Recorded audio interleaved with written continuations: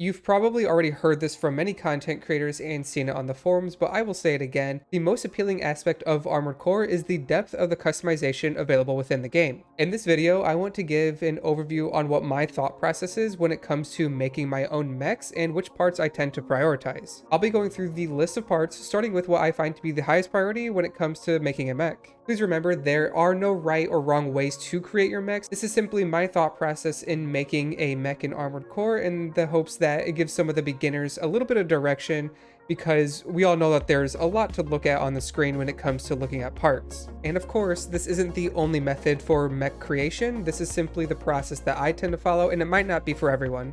Also, special shout out to Vaddy, Iron Pineapple, and Fightin' Cowboy for some of the videos that I'll be using as visual representations throughout this video. All three of them have done an excellent job breaking down Armored Core combat and content in general before the game has actually been released to the general public and we've gotten our hands on it. Now, the first thing on this list isn't even in the garage, and that is, what kind of mech do I want to build? What concept do I want my mech to specialize in? Different missions often have different enemy types, which may or may not be weak to certain playstyles. As a result, I will want to try making a mech suitable for the mission that I'm going on. A couple example mech concepts could be that of a speedy close range mech that uses shotguns and a melee weapon, in which case I would maybe want to throw on some missile launchers to generate a lot of impact damage to create those melee stagger chances. Or perhaps I really like heavy artillery and therefore I want to make a tank tread mech which has the heaviest weapons that can deal the highest numbers of damage in single attacks. Or maybe you just really like missile launchers and you want to black out the sky with missiles, so you just want to throw on as many missiles as possible. Once you have that concept in mind, we are ready to actually step into the garage.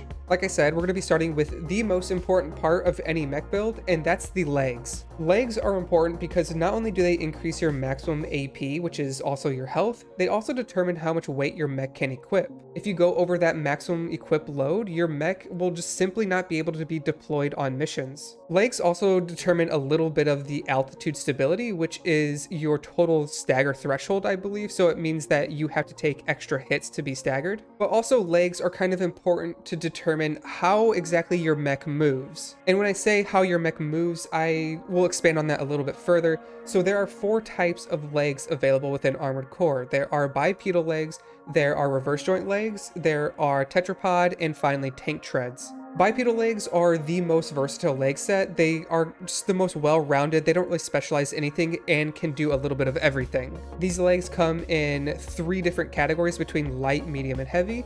Lightweight bipedal legs will have the least amount of weight, which means that they're the fastest leg type. However, they have the lightest equip load, which means that you're limited in what you can actually equip on that mech. Heavy bipedal legs are the opposite, where they have a little bit more health. They have a little bit of a higher equip load, but they're just slower. Reverse joint legs are a little bit on the lighter side. They're more built for speedy or mobile mechs. They excel in jumping specifically, so they're very good at transitioning from ground combat to aerial combat. Tetrapod legs traditionally are specialized in stability. At least they used to be very good for sniping builds, but I believe in Armored Core 6, they have 2 new functions. The first is you can fire back weapons, like heavy duty back weapons, without suffering any kind of recoil. The second is they have a hover mode, which makes them excellent for aerial focused combat. Finally, tank treads are a leg type that will often allow you to equip the heaviest weaponry, so they're very good for like burst damage, like if you want to equip a bunch of rocket launchers or something like that. But they're not very good at flying. That's their main drawback. Instead, they have very good ground mobility with the new ability of drifting while firing in Armored Core 6. The next part on this list is the generator.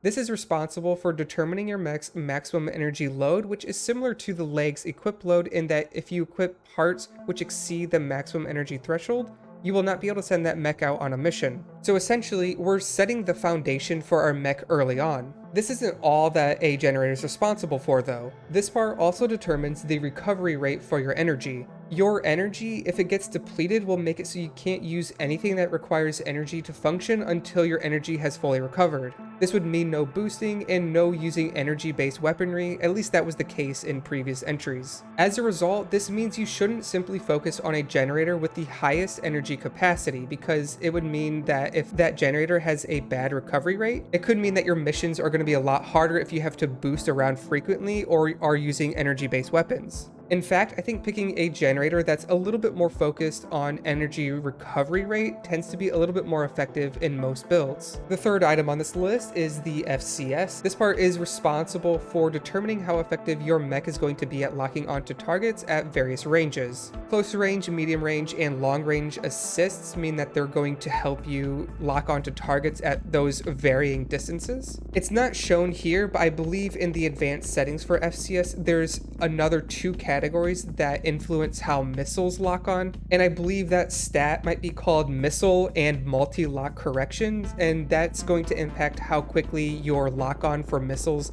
can target a single target or multiple targets. So essentially why the FCS is so important is because depending on what your mech's main functionality is going to be, so if you want to make a mech that's good at, like using missiles or something like that, you want to pick an FCS that encourages or increases missile lock-on rather than something that influences your close range assist. Next we have boosters, and these are the kind of key ingredient to determining your mech's actual mobility and speed. Boosters have a few parameters to be aware of. There's thrust, which I believe is the standard speed in which you move when you have the boosters toggled on. Thrust is going to be the primary state in which you're moving around. Upward thrust, I think, is the vertical speed at which you can kind of gain altitude and stuff like that. Quick boost thrust is how fast you actually move when you're using your quick boost. And if I'm not mistaken, there's also a parameter in here which determines how energy efficient boosters are,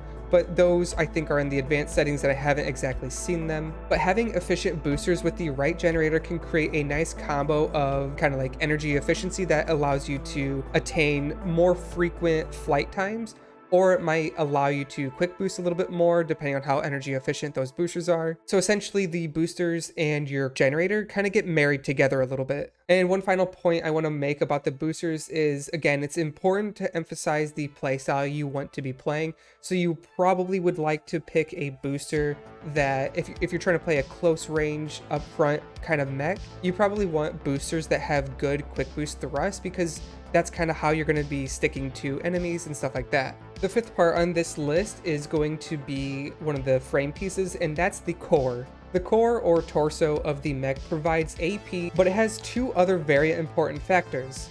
First, it provides a large chunk of altitude stability, and again, this is essentially your stagger bar. It increases it, making it harder to be staggered by enemies.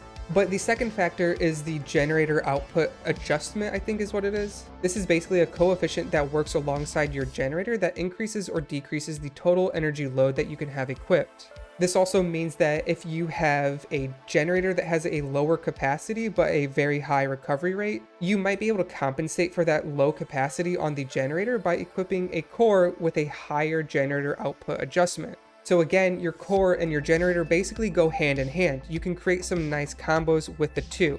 The next item on this list is going to be the weapons. This is, I think, at number 6 currently, but you could also maybe shift this to number 2 on the priority list depending on if there's a weapon that you just absolutely must use. But the reason why I'm prioritizing weapons so low is because I think it's better to create the foundation of your mech before actually choosing your arsenal. So in Armored Core 6, we get to choose 4 weapon slots, and I think you should try to fill those 4 slots with weapons that complement each other for your desired playstyle. Once again, as another example, if you are trying to build a mech that specializes in melee combat, I think you should probably include something like dual missile launchers or something that can rack up some impact damage, and then once you stagger an enemy, you can assault boost in and get some good damage with your melee weapon.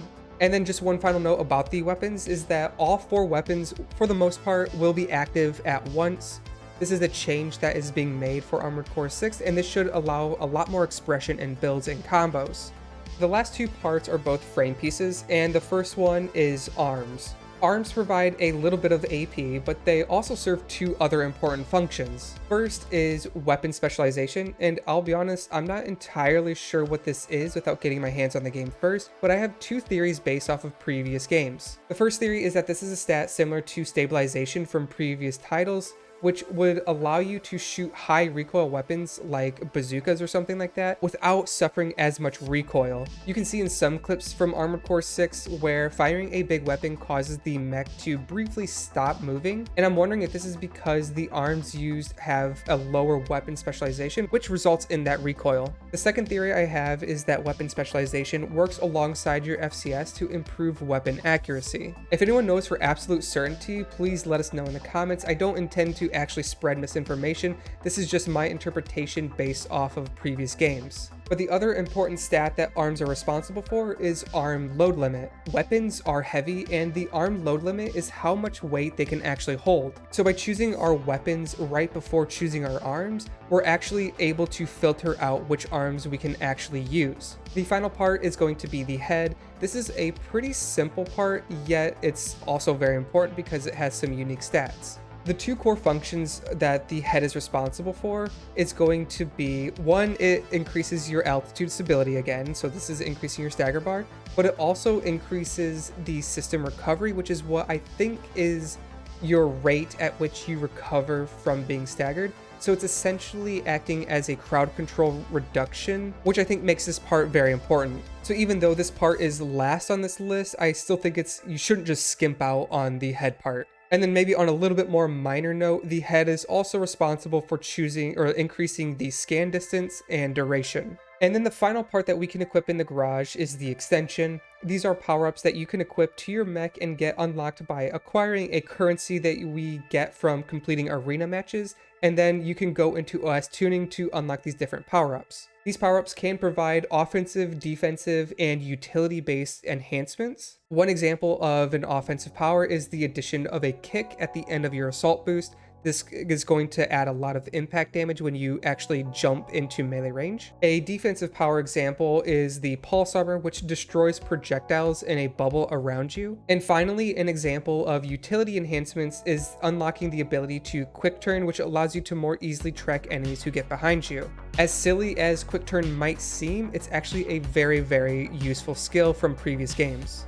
Oh, and one final thing I forgot to mention is that after you've chosen all these parts, you might not have a compatible mech. Like, you might be overweight, you might have too much of an energy load on your mech, and this just means that you'll have to go back and finely tune the parts until you kind of get something that actually works. By following these steps, the hope is that you'll just have something that is, fairly functional, and you can just make minor tweaks after you've kind of chosen the majority of your parts. In summary, mech creation is very freeform. There is no right or wrong way to make your mech, and I think that's kind of the beauty of Armored Core. I know that there is just a lot to kind of take in the first time you're entering the garage, so I hope that this video kind of helped put you on at least a little bit of a track on how you should be thinking when it comes to making your mechs. But before I sign off, I would like to take a moment to extend an invite to my Discord channel, where I hope to share different mech schematics, hold giveaways, and host various community events. For now, this channel is primarily dedicated to Armored Core, but I intend to expand it to additional games in the future. But this is Goober Troy saying thanks for watching, and I hope to see you in the next video.